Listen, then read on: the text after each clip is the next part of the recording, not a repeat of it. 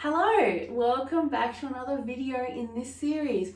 My name is Sarah and together I'm hoping we will have fun and learn more about the English language, and over time we will become more fluent and confident and comfortable. Now, if you missed last episode, we talked about the vowel sounds, and if you want more information, I encourage you to go back and have a look at that one. Now, in this episode, we are looking at some more sounds, but instead of grouping them in alphabetical order, A, B, C, D, E, and so on, I put them in categories based on how we make the sounds. So as we go through these, I'm hoping you will see and hear that we make these sounds together in very similar ways when we produce them or when we pronounce them. Now, I know this may sound like pronunciation and these sounds might sound very basic and simple, but in my perspective, in my opinion, I think it's an absolute must-have when learning a new language, is learning those sounds and having confidence when you are reading and speaking. So just like always, if you can wait till the end of the video, I will give you another phrase that I think will be very helpful when you're speaking English with others and practicing your English skills. But let's wait no longer and let's go into these sounds that we will cover in today's video.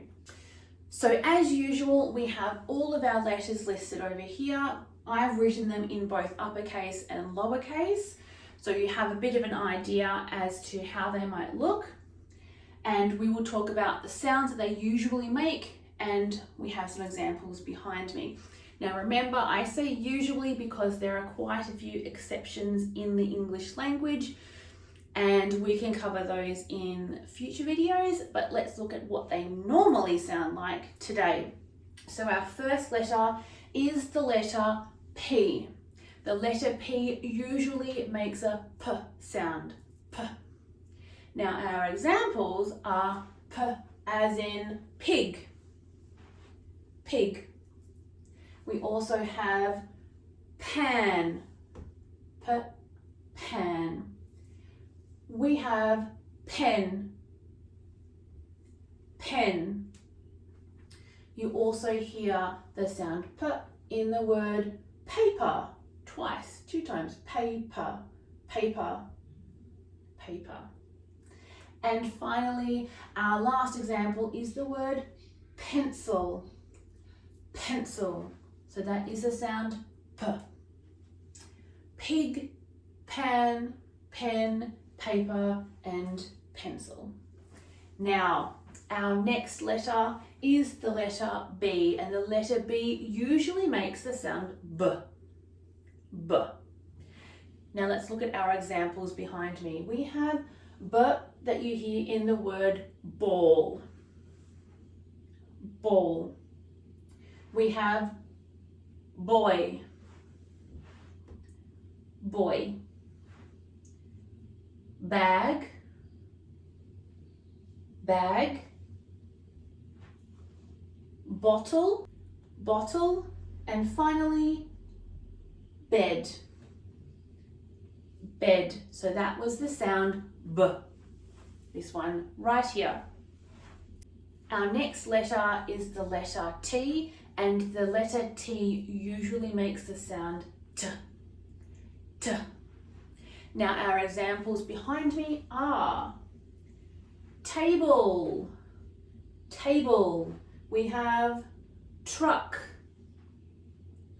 truck. We also have tomato. You can hear it twice, tomato, tomato. We also have tiger, tiger. And finally, 2 times again, we have turtle, turtle, turtle. That was the sound T. Our next letter in our row, well, let's keep going. We have the letter D, and the letter D normally makes the sound D, D. We have these examples behind me. We have D as in Dog, dog. We have door, door. Drum, drum. We also have d in diamond. And finally, d as in donkey. That was d, d. Now we come to an interesting point where we have two letters, but they both produce the same sound usually. Now, we do have exceptions, as I have told you many times, and I'll say it many times more. However, for today's video, we're talking about its usual sound, and that is k. So the letter K and the letter C usually make the sound k, k. So our examples, as you can see, start sometimes with the letter K for k and sometimes with the letter C for k. So let's look at those. We have k as in kite, kite. We have key, key. Corn, corn. We have k for cat. And finally, k in cow. And that was the sound k, made by both K and a C, k. Now our last sound that we will cover in today's episode is made by the letter G, and the letter G usually makes the sound g, g. As you might be able to hear, we make all of these sounds in a very similar way. And I'll go through all of those at the end, but let's focus on our last sound, our last examples. We have g as in goat, goat. We have glass, glass. There is g in the word grass, grass. G in the word grape. And we have g in gate. So that was the sound g. Now, as you can hear, hopefully, these sounds are quite aspirated, so they use quite a bit of air to produce them and to pronounce them, and that will come with practice. So let's go over the ones we looked at today, and I will repronounce them and you can practice along if you like.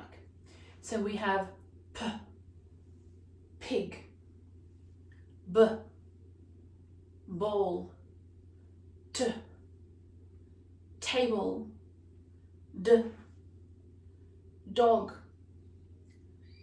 k, both times, k, for kite, and g, goat.